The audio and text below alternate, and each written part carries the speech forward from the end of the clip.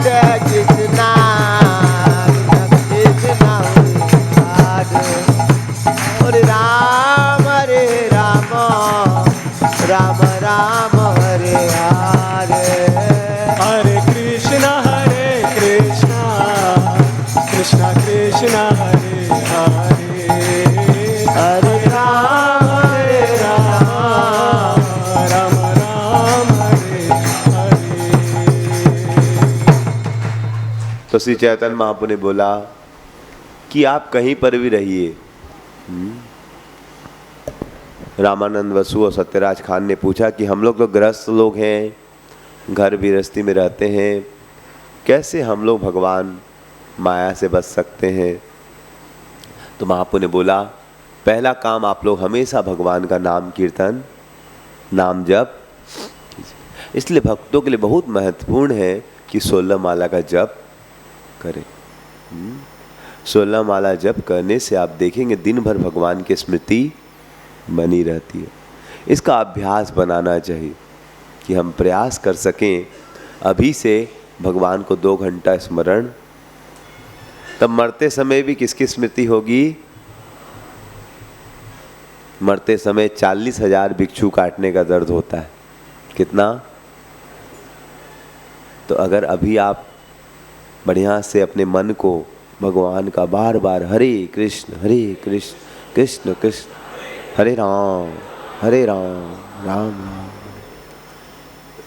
अभी आप अपने मन को ट्रेनिंग नहीं देंगे, बाद में बड़ी क्या होगी? तकलीफ होगी। तो इसीलिए अभी हमें प्रयास करना चाहिए कि अभी हमारा मन स्वस्थ है, अभी शरीर से हम चल पा रहे हैं, बोल पा रहे हैं, तो हम लोग प्रयास करें कि बढ़िया से जप। ये थोड़ा सा मुझे वायरल फीवर हो रखा था, तो सुबह जप करने में बहुत, बैठने में भी दिक्कत हो रही थी कि, तो ऐसे जब स्वास्थ्य ठीक रहता है तब तो कोई दिक्कत नहीं है, लेकिन तो मृत्यु के समय तो बहुत तकलीफ होगी कि नहीं? तो इसीलिए अभी से हमें प्रयास करें एटलीस्ट 2 घंटा तो भगवान का स्मरण करें। मतलब 16 माला तो खैर हरिदास ठाकुर तो 24 घंटे में 20 घंटे भगवान का नाम जप करते थे। खैर हम लोग उतना पता नहीं कर पाएंगे कि नहीं, आज तक मैं नहीं कर पाया एक दिन में 192 माला, लेकिन बहुत ही कठिन है। तो कि इसीलिए हमें रोज क्या करना चाहिए? घर गृहस्थी में रहने वालों के लिए एटलीस्ट क्या करना चाहिए? 16 माला। और प्रभुपाद चैतन्य महाप्रभु ने बोला दूसरा क्या करना चाहिए? वैष्णव की सेवा। क्या करना चाहिए? तो हमेशा संकीर्तन करने का जो सेवा है वो आप 16 माला करके कर सकते। तो 16 माला मतलब करीबन 28,000 नाम। कितने नाम? 28,000 नाम। और दिन भर में सांस कितनी लेते हैं? करीबन 22,000 23,000। तो आपने अगर 27-28,000 नाम ले लिया, मतलब हर सांस में आपने भगवान का एक नाम तो हमेशा संकीर्तन कर लिया कि नहीं कर लिया? तो इसलिए 16 माला कर लिए, मतलब हर सांस में लिख दिया है तेरा नाम। समझ रहे? लिख दिया है कि हे भगवान आपका नाम। लव लेटर लिखता है ना लड़का लड़की को या लड़की लड़के को, तो वैसे ही हम लोग को जगन्नाथ जी को लव लेटर लिख देना है। 16 माला मतलब जगन्नाथ जी को लव लेटर के, जगन्नाथ आपसे हम प्रेम करते हैं, हर सांस में आपका नाम लिख दिया है। तो कितना लोग जगन्नाथ जी से प्रेम करना चाहते हैं? सब लोग प्रेम करना चाहते हैं। तो सब लोग के लिए प्रयास करना चाहिए 16 माला। 2 घंटा कौन सी बड़ी चीज़ है? समझ रहे हैं? सोचिए जो कुछ काम का नहीं है शरीर, उसके लिए हम लोग 7 घंटा सो लेते हैं। समझ रहे हैं? 6-7 घंटा सो ही लेते हैं कि नहीं? कितने लोग रात को सोते हैं? ऐसा कोई है जो सोता नहीं है कि प्रभु जी क्या शरीर बर्बाद हो जाएगा सोएंगे? समझ रहे? तो कुछ लोग तो दिन में भी सो जाते हैं और कुछ लोग तो कथा में भी सो रहे हैं बड़े फिर।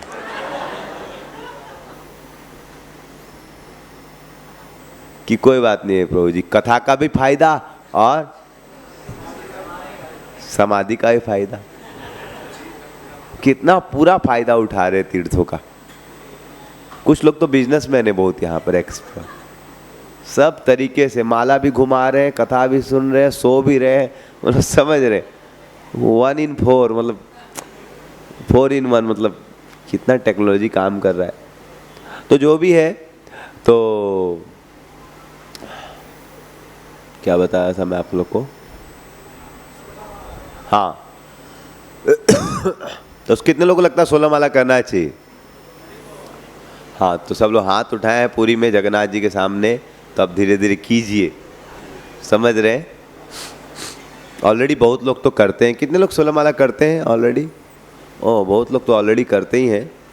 और जो लोग नहीं करते हैं, अब धीरे धीरे आप लोग भी कीजिए, कोई नुकसान नहीं है। किसी को लगता है कि पूरी 16 माला करेंगे तो हमारा नुकसान हो जाए, कोई नुकसान नहीं होगा, और फायदा ही। जैसे हमारे एक स्टूडेंट था, मैं आपको उदाहरण देता हूँ।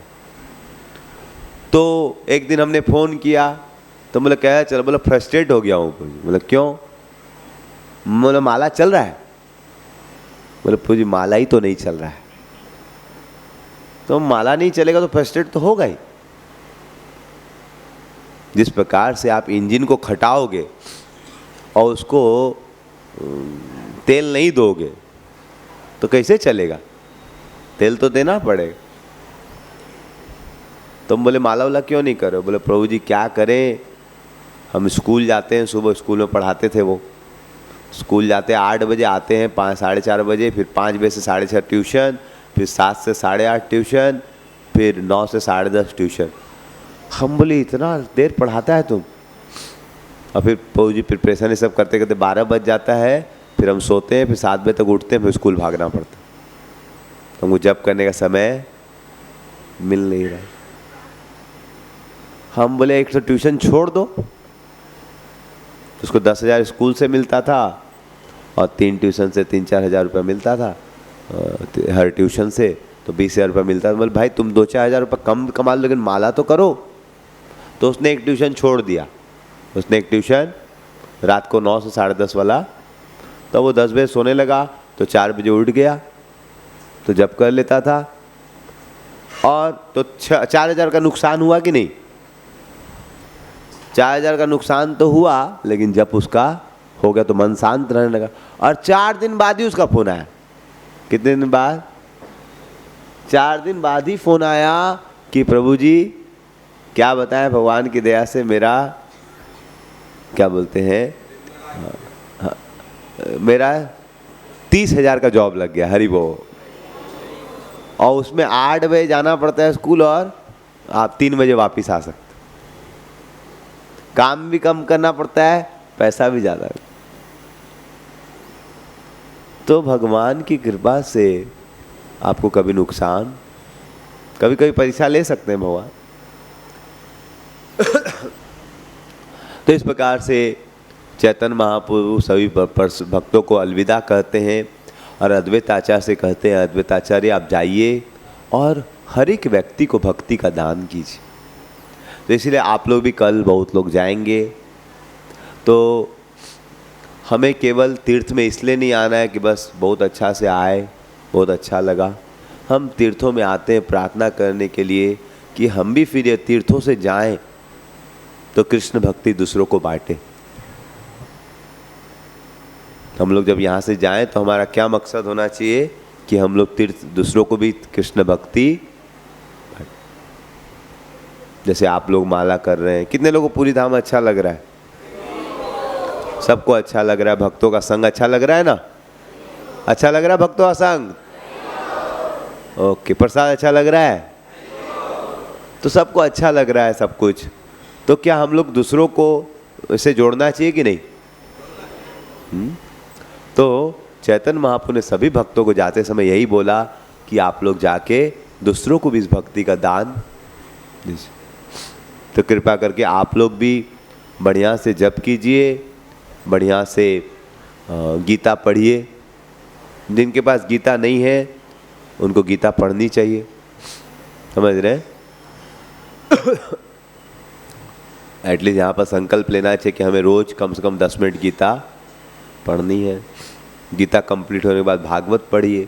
तो इस प्रकार से आप अच्छे से भक्ति कीजिए और दूसरों को भी जोड़िए। फिर सब भक्त लोग चले गए और उसके बाद सार्वभौम भट्टाचार्य महाप्रभु से मिलने आए। कौन मिलने आए? अभी कुछ ही देर में आप लोगों के समक्ष एक बहुत ही सुंदर नाटिका प्रस्तुत होने वाली है। नाटिका, तो यह नाटिका हमारी जो छात्राएं हैं उनके द्वारा बनाई गई है। तो 2 दिन आपने छात्रों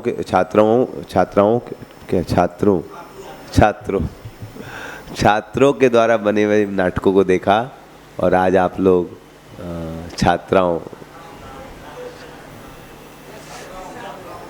आज जो गर्ल्स लोग बनाई है क्या अंग्रेजी मीडियम में पढ़ाई किए ना, तो थोड़ा सा वर्ड्स इधर उधर हो जाते हैं। तो आज हमारी जो गर्ल्स हैं वो लोग जो ड्रामा बनाई है और आप लोग को देखने की इच्छा है तो बोली हरि बोल। तो कुछ ही देर में प्रस्तुत होने वाला है और आज हम लोग बहुत ही विशेष एक धन्यवाद देना चाहेंगे कि आप लोग को जो प्रसाद, आप लोग तो यात्रा में यहाँ पर आए हैं, प्रेम से घूम रहे हैं, नहीं हम लोग जब पूरी आते थे तो प्रसाद खोजना बड़ा मुश्किल हो जाता था। पहले जब हम लोग यात्रा में आते थे तो बाज़ार से ख़रीद के खाना पड़ता था बहुत बार। उसी को हम लोग को रेस्टोरेंट में उसको बोलते थे बिना प्याज लहसुन का बना के दो, और फिर उसी को कहीं से भोग लगाते थे। आज से 10 साल पहले मैं जब स्टूडेंट लोग को लाता था, 8 साल पहले, तो कहीं पर बासाओं में ही, रेस्टोरेंट्स में ही उनको बोलते थे बढ़िया से बनाओ, और उसको भगवान को भोग वोग लगा के खाते थे किसी प्रकार से। लेकिन उतना अच्छा नहीं लगता था क्योंकि वो लोग तो उतनी भक्ति भाव से नहीं बनाते हैं।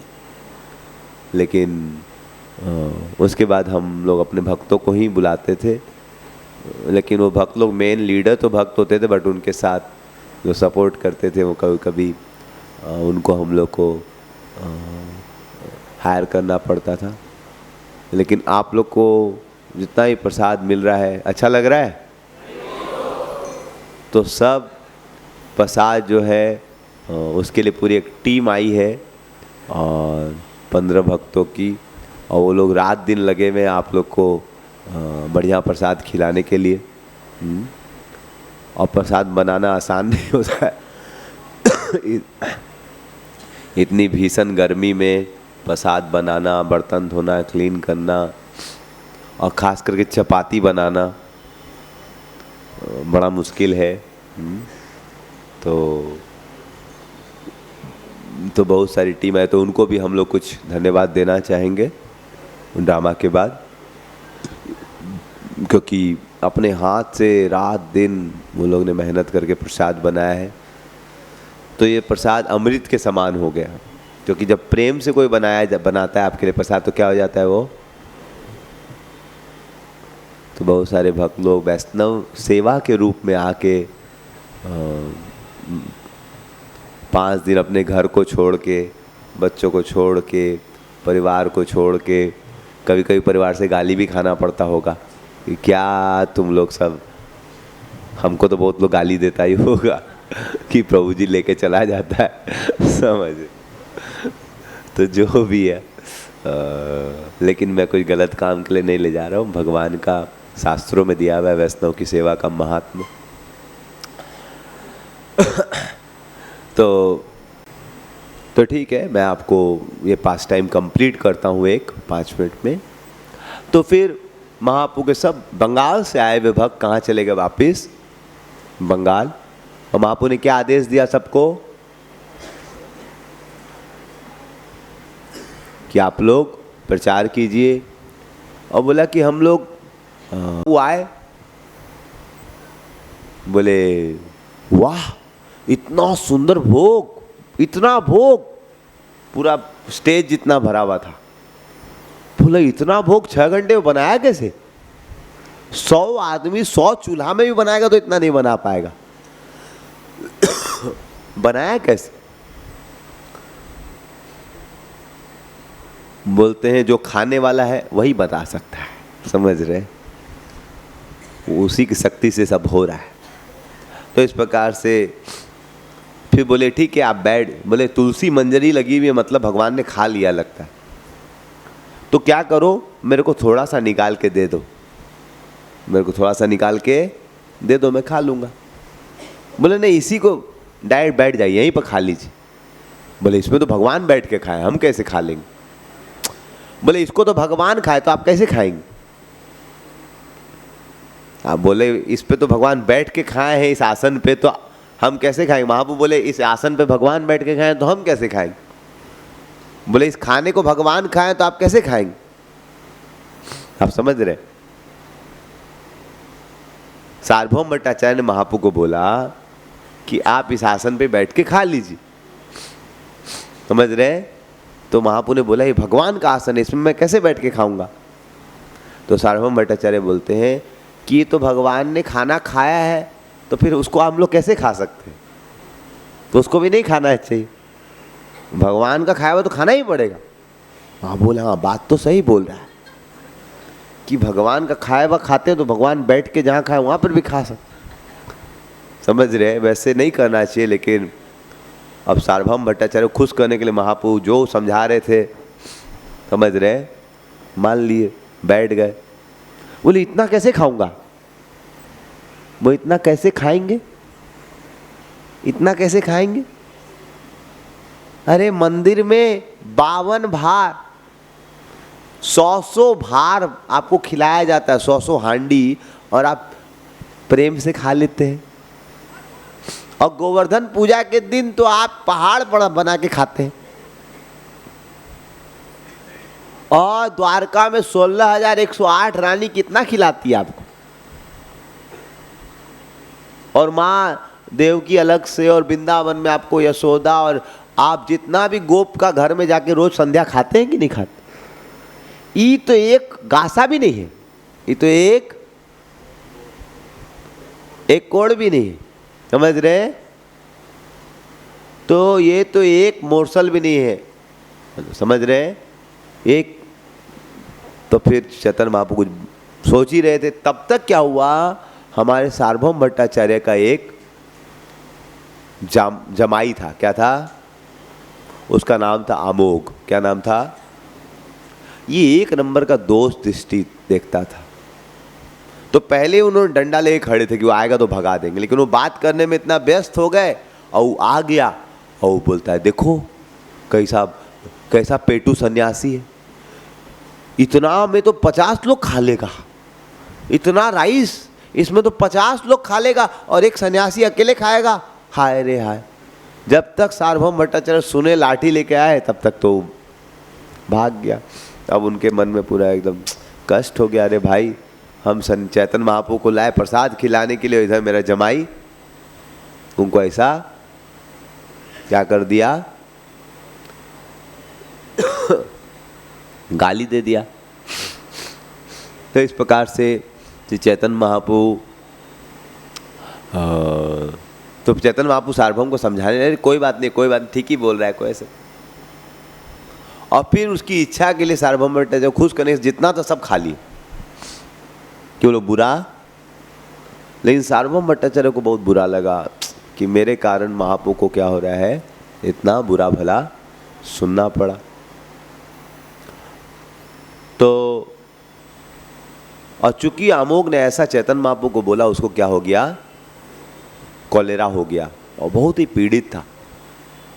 और जब ये खबर चैतन्य महाप्रभु को मिली तो चैतन्य महाप्रभु उसके घर चले गए और उसके कलेजे पे हाथ रखे, बोले देखो यह जो हृदय ब्राह्मण का है इसमें तो क्या होनी चाहिए, भगवान के, इसमें तो भगवान को बिठाना चाहिए। किसको बिठाना चाहिए? और तुम इसमें ईर्ष्या को बिठा रखे हो। निकाल दो इस ईर्ष्या को, बोलो हरे कृष्णा। और जोर से उसने बोला हरे कृष्णा। तो जब वो हरे कृष्णा बोला तो उसका सब गंदगी खत्म हो गया और उसका भगवान के प्रति प्रेम उदित हो गया। तो वो इतना बड़ा पापी था, लेकिन चैतन्य महाप्रभु ने इतनी बड़ी कृपा उसको क्यों दे दी? क्योंकि सार्वभौम भट्टाचार्य से इतना प्रेम करते थे भगवान।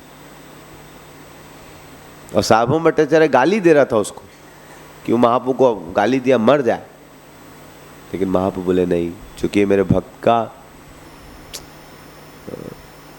जमाई है इसीलिए मैं इसका उद्धार। तो भगवान का बड़ा भक्तों के प्रति क्या है? प्रेम। तो इसीलिए जो भक्तों की सेवा करते हैं भगवान उनके बहुत प्रिय हो जाते। तो अभी हम लोग ड्रामा देखेंगे। हाँ, हरे कृष्णा कृष्ण कृष्ण हरे हरे, हरे राम राम राम। तो कल भगवान की दया से अगर मेरा स्वास्थ्य ठीक रहा, कृष्ण की कृपा रही, तो कल सुबह हम आप लोग को नरेंद्र सरोवर लेके जाएंगे, हरि बोल, और जगन्नाथ वल्लभ उद्यान और इंद्रदुम सरोवर, हरि बोल। तो कल इंद्रदुम महाराज का सरोवर, उसके बगल में नरसिंह मंदिर, उसके बगल में गुंडीचा मंदिर, और रास्ते में सालबेग की समाधि। उस समय हम लोग कल बहुत सारे स्थानों में घूमेंगे। सब लोग रेडी हैं कल के लिए? तो कल हम लोग सुबह ब्रेकफास्ट के बाद निकलेंगे। अभी ड्रामा देखेंगे और सब भक्तों को धन्यवाद देंगे, किचन टीम को, और हम बहुत सारे यूथ वॉलंटियर्स को भी धन्यवाद देंगे। बेचारे लोग ऑलरेडी मायापुर में बहुत ही हैक्टिक स्केड्यूल था, उसके बाद फिर यहाँ पर डायरेक्ट आके सेवा करना, तो ये बहुत ही सराहनीय है। हरे कृष्णा कृष्ण कृष्ण हरे हरे,